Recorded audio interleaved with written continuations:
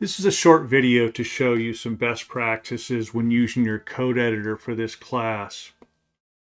Now I'm going to be using a Mac, but in Windows it'll be very similar. Instead of the Finder, you'd be using Explorer, and you might be using Notepad++ instead of Sublime Text. However, both Notepad++ and Sublime Text can do the same thing that I'll be talking about.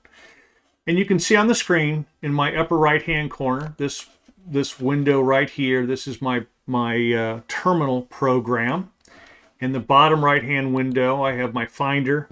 In this case, I can click on the Lab 10C class and you can see the folders. There's dev, examples, labs, and so on. And many people will click through and finally get to the main C program and open main.c with their code editor.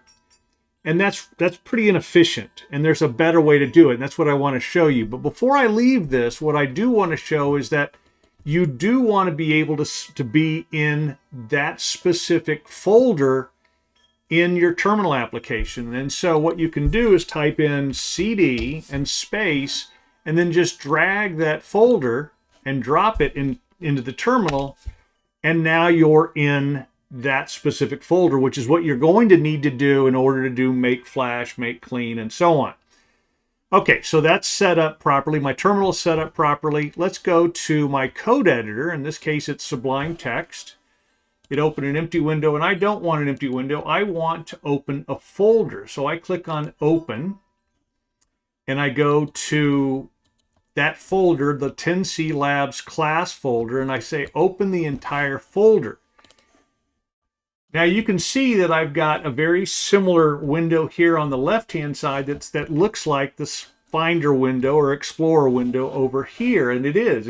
It shows dev, then 1B, then blink, and then main. And so if I wanted to open the main file, here it is right here. Now what's nice about this is I've got access, easy access to any other files, and I can show you why that might be handy. So right now I've got a delay of 1 second. I've got 1,000 milliseconds. So let's make it a really short delay of 1/10 of a second. And let's save that file. And let's go to our terminal where we're already in the right folder, and we type in make flash. And I got an error. And it says no such file or directory. And clearly I've got the wrong port number.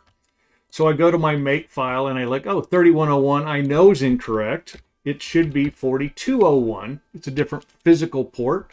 So I save that.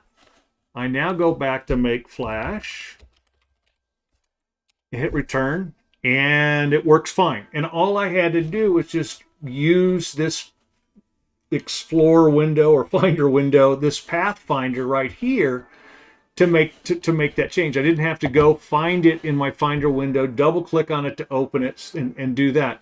There are all sorts of times where you're going to want to move between folders. For example, you might have something in an example where you're saying, well, that code makes sense. I think it's something that I want to use.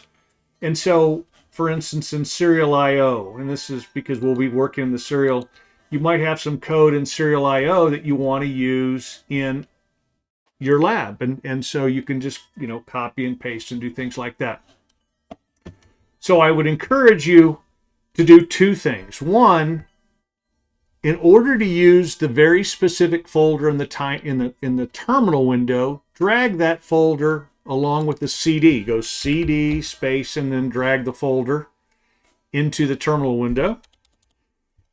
And then in your editor, make sure you open the entire labs class.